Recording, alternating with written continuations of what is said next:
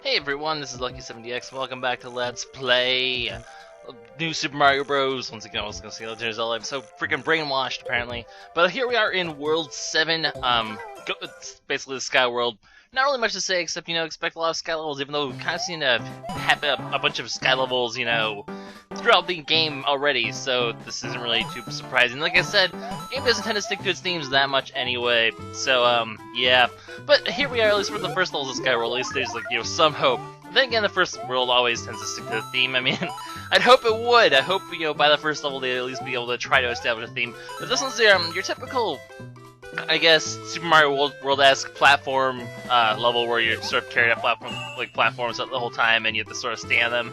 They tend to have this kind of level in every sort of Mario game in some way, shape, or form. Anyway, this is a question mark block here, and inside here there is going to be a life if you can get it, which is kind of tricky. I'm kind of riding on it for now, which, little spoilers, actually is important, but the thing is, in order to get all the star coins, that thing was knocking out the platform. In order to get all the star coins in this level, you actually have to do the level twice, so I'll have to come back and get this later. There's actually, I'm missing the second star coin about going up this pipe. I'm pretty sure you guys probably have realized by now how to get the second star coin, because I kind of did it pretty blatantly, but, you'll see how in a little bit, but you can't get the third star coin if you get the second star coin, so in order to get both, you have to get through the whole level twice, like I just said. So there'll have to be a little bit of skipping. World 7's a pretty long world. It's probably the longest world I've done so far. In fact, it definitely is, considering the length of the video. So there's a couple long videos coming up, but, that's not a big deal, I suppose. I'm trying to stick my two levels per world thing, and this one actually cuts pretty well. The other thing is the world's kind of divided into two concrete sections, so I kind of want to also stick at it for that reason, because it's sort of divided like that very well, so I'm gonna do it like that pretty much.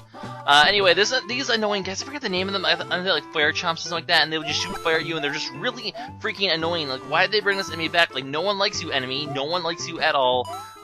Don't try to run down those platforms, because you won't be able to run fast enough, and you'll die. I've done that the hard way in practice attempts, so don't go there, but pretty easy. The platform's just sort of hovering there, stuck perpetually in the ground. Oh no. But yeah, as you saw, we missed that second star coin, so I'll have to come back and do that, so a little cut in a second here to that, and all shall be fine and dandy, I suppose. So yeah, pretty interesting world though. Here we are, right here. Like I said, if you use this question mark block right here, just jump on it, sit on it, don't do anything. Just sit here, don't jump. Obviously, a bad idea to jump. Just shoot your fireballs, do your little ducking, questionable motion. Go for those coins if you feel like dying. Which I did for some crazy reason. No. No.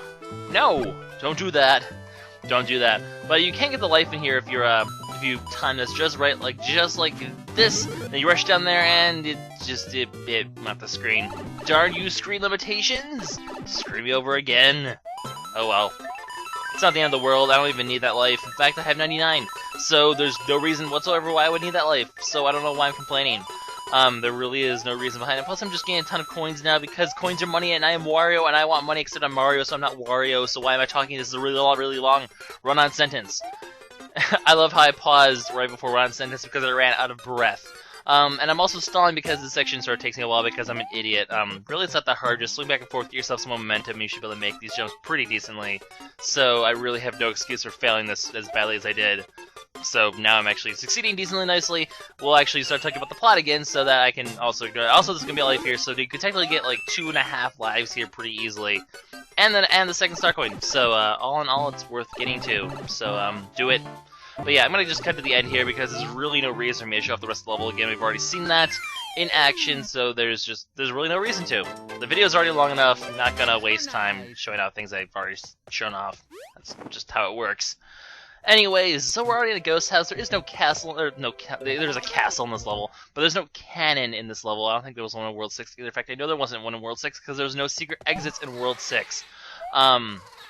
But the reason for that is basically, well, why would you need a cannon when you're at the end of the level, or the end of the game anyway? There's only World 8 to go to anyway, and we'll do that by being this world anyway. I guess it would serve as a shortcut of sorts, and I'm pretty sure actually, didn't they have cannons in World 6 and 7 in, well, it makes sense they'd have one in World 6 in the Super Mario Bros. Wii, but, World 7, I'm not sure if they did or not. But either way, it doesn't really matter. Basically, there's no cannons, so the ghost house won't be leading to that. The ghost house will just be leading to a shortcut elsewhere. Anyways, as you guys have been seeing, this level, there's 5 doors you can pick from. 2 of them will have star coins, so you can go to those ones first, and the 5th one will lead us outwards, although the path outwards is actually hidden in one of these doors. It isn't blatantly obvious actually where the path out is here. Out of all the ghost houses, this is really the one that's most ghost house-y, because, well, there's, you know, there's hidden paths, you don't really know which one to take. Reminds me of a level in Super Mario 3D Land that's also very ghost house-y. You know, when they have these sort of levels that have all these different paths to go and you don't really know which one to go on and stuff like that, that's like the true essence of a ghost house. So it's really nice that they actually managed to capture that for at least one level. I mean, the other ghost houses have been pretty decent, but this one's like really like mystery maze, have no idea where you're going sort of thing, which is pretty cool. Anyway, the mechanic we're really going to need to know in this one are these hand things. Also, there's a ghost in a question mark box. I don't approve of this. No booze in my question mark boxes, please. No booze. Huh? Mario's a drinker. Huh? Mario's an alcoholic. Not really. But those hands will point to a hidden, basically one of those flying winged question mark blocks that's actually invisible. So it's like winged plus invisible at the same time. So, ignoring that for now, what I just said, if you just go through that door normally, you'll end up back at the beginning. But if you actually use this question mark block, this little new hand philosophy, you'll find a question mark thing. And if you use that, you'll find some platforms, and they'll lead you up here. So, no, thank you. Luckily, it doesn't actually cause the door to appear, just the platforms, so you don't have to worry about that. And you'll end up with a P-switch, and this section is where you'll find a secret exit, because if you head to the left instead of the right, you'll see that one block that's actually shiny like that. That actually indicates the real block and not a fake one. Because, you know, the rest of the ones are actually coins, they're fake blocks caused by the P-switch. That was actually real, so you hit it, and it'll be a vine, and it'll lead you to the secret exit. So, that's actually pretty simple, I suppose, how to get to that. It takes a couple attempts here to try to get, you know, some momentum, and it just really doesn't work, so I say, screw it! And I get life anyway, so really, you don't need the momentum. And I also get, what's 4? Is 4 a life house? I think 4's a life house, so I get a life house for that too. Not bad. Not bad at all. And fireworks, you know, you can't deny fireworks, they're pretty cool. It reminds me of Super Mario Bros. Deluxe, where they had that challenge mode where you actually had to time things right and use the fireworks in order to get the max score and be able to beat the challenge scores by using that. So never was good at that. Never really did do that. Anyway, I'm quickly demonstrating that if you head to the left here in this section, you'll find a door, and if you go in the door, you'll end up back at the beginning. Yay! That's exciting. So another cut here to back to where we were. We're just gonna cut to this room so many times. Obviously where you need to head to is the right, and that's gonna lead you to the end of the level. So just don't die like an idiot. God damn it. And you'll be good to go. Too bad I'm not good to go because I died like an idiot. Oh well, it happens. Anyway, okay, go back. Ay. Ooh, ay. I almost fell in there too. That's close. Anyway, let's try to get some momentum. I'm sure the reason I'm trying to go fast is you actually need to go fast in order to get the 3rd star coin, because you have to head up here using the time of the P-switch, and head over the level, because once again there'll be a star coin over the level. They tend to do that a lot in this game, apparently. They like to hide their star coins over the level, because, you know, they like to hide things over I mean, the original Mario Bros. People hid a secret exit or a secret warp over the World 1 too. I mean, they just like hiding stuff over levels. That's a very traditional thing to do, apparently. Anyways, you want to bring that coin back a little higher, because I'm not going to have enough height to get to the top. Well, maybe I would have if I got the full jump. I kind of prematurely went to the right, and it kind of ruined it. Anyways, we are going to continue now. Excellent.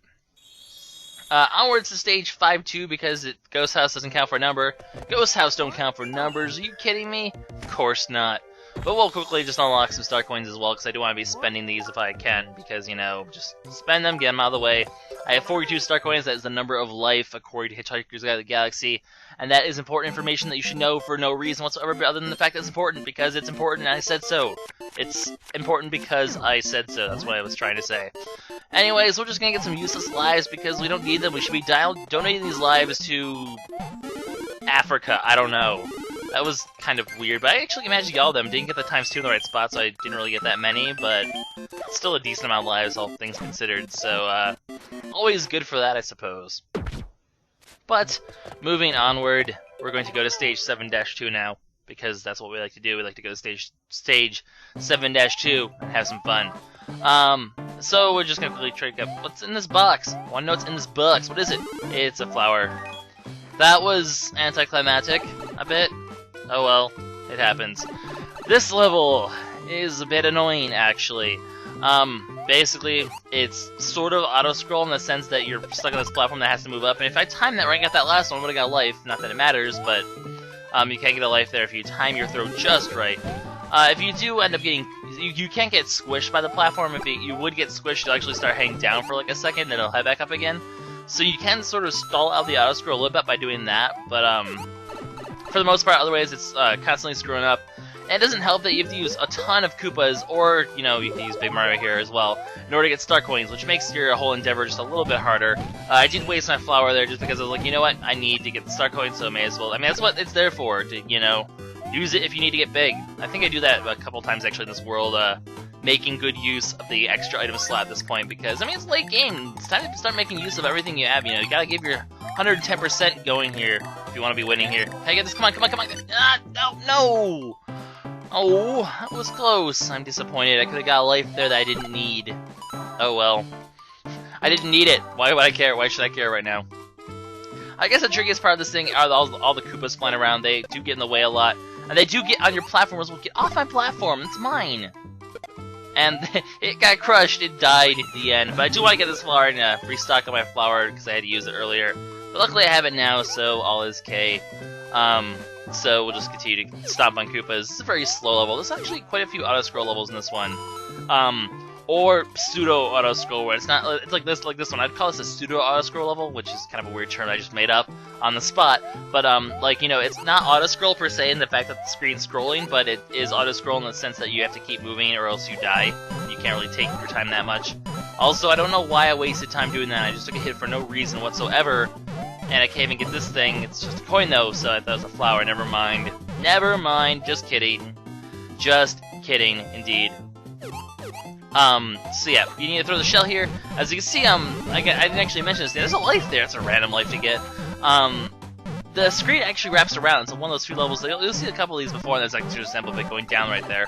But you'll see a few levels like this where the screen will actually wrap around from right to left. They've done that in old Mario games before too, so they do that a few levels here. I think it's the first instance of this, unless one of the tower levels could have had it. I don't remember. I don't think it has yet though. It might be actually the actual first instance of this. Anyway, jump on some Koopas, get the star coin, and we're gonna head out of here before these Koopas kill us. I'm sure there'll be some way to get like a life here for all these Koopas, especially by jumping off them. I'm almost positive you can do that, but I'm not gonna risk it.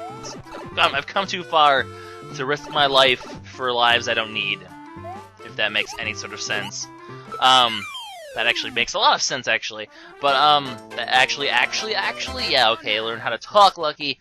But that is the end of the level, so all is well. I feel like I was in the middle of saying something, and I don't remember what it was, so I'm just going to move on and not care about that topic, because obviously it wasn't important enough for me to remember what it was about. So, yeah, stage 7-3, Wigglers.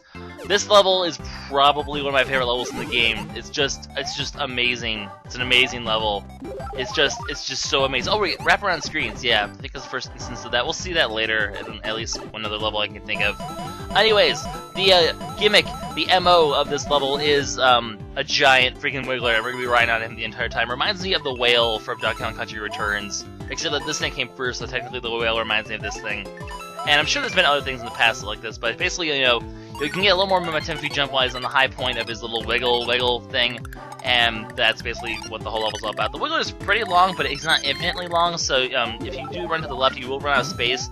As such, try to stay as far to the right as possible, also have as much maneuvering room when it comes to getting star coins. So rather, stay as close to the head as possible, as long as you don't, fall off or anything. You'll be good to go. You can try, waste time getting coins, but that is sort of a waste of time. That is the definition of waste of time, being a waste of time. First star coins up here. Just watch out for the goddamn boomerang, bro. Die! You are a suit in Super Mario 3D Land, but God damn it! Freaking boomerang, bro! Whoa, whoa, Goomba, whoa. Watch it, Goomba. Luckily, this is going to be another example of star chaining, so we're not going to really worry for the rest of the level.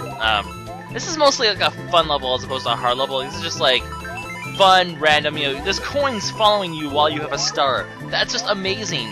That's just super cool. So you can spend like, time trying to collect as many coins as possible. Just remember, if you run out of wiggler space, you'll run out of wiggler space. And you also want to be going fast to keep the star chain going, so you can build up for a life and continue to get more coins to spawn. So, not to mention the fact that it makes your whole life easier if you have, a star that throughout this level, so you don't die. So it's usually in your best interest to keep your star. But you should be able to get like 2 or 3 lives. I do lose my star chain here because it took too long, but luckily I didn't go so long as I lost to lose the star. Which is good because that boomerang bro at the end is a huge pain in the ass. But as you can see, I'm already out of Wiggler space.